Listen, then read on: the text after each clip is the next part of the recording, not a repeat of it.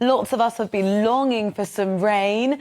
This rain's come. It seems as though it's the wrong type of rain to deal with the drought that we've got, and actually it's potentially quite dangerous. Absolutely. I mean, this is the problem. Because the ground is so dry at the moment, and what we need is long periods of sustained rainfall, and what we're actually going to get is explosive thunderstorm, heavy downpours.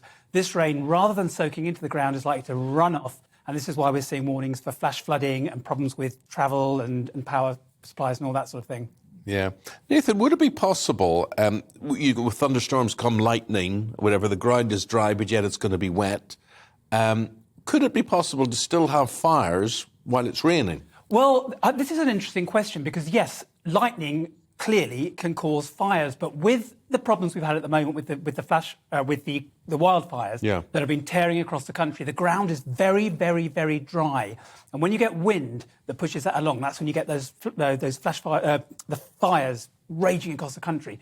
When we've got rain and humidity, that tends to dampen it down a bit. So hopefully, at the moment, we might see the odd localised fire from lightning. But the worst of that should be over. Hopefully, the worst of that should be over.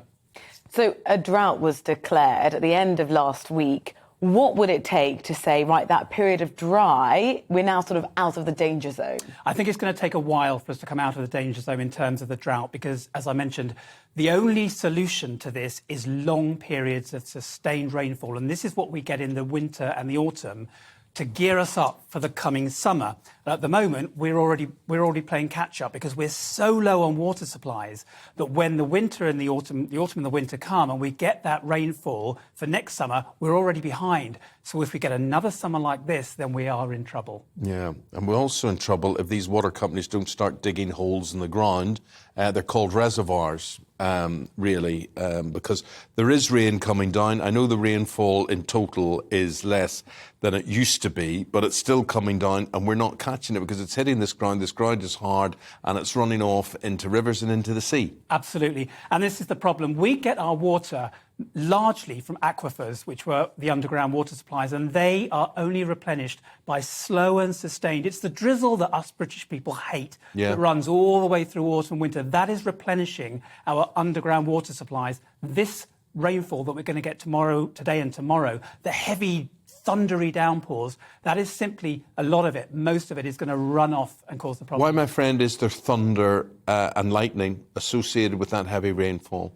Well, what we've got at the moment is a very unstable atmosphere. Because we've had such long periods of heat, we've now got an unstable atmosphere with low pressure coming in, a bit of cool air hitting warm air. That is going to go bang. And we get thunder, which is caused meteorologically. It's caused by a difference in polarity between the ground and the clouds, where all that energy builds, and that goes bang. And it's a huge electric charge that shoots down to the earth with the lightning, and the huge expansion of heat within the clouds that causes the bang. OK, so be aware of those flash floods. Nathan Rao, really appreciate it. Nathan's a weather journalist, and there you are, UK now being braced for several days of thunderstorms. Though you think the worst of this may be over by tomorrow? Certainly in the main central northern England. Southern England is going to get more rain on Wednesday, but it's not likely to be so thundery, and then we're going into a bit of a drier period throughout the end of the week. But then after that, who knows?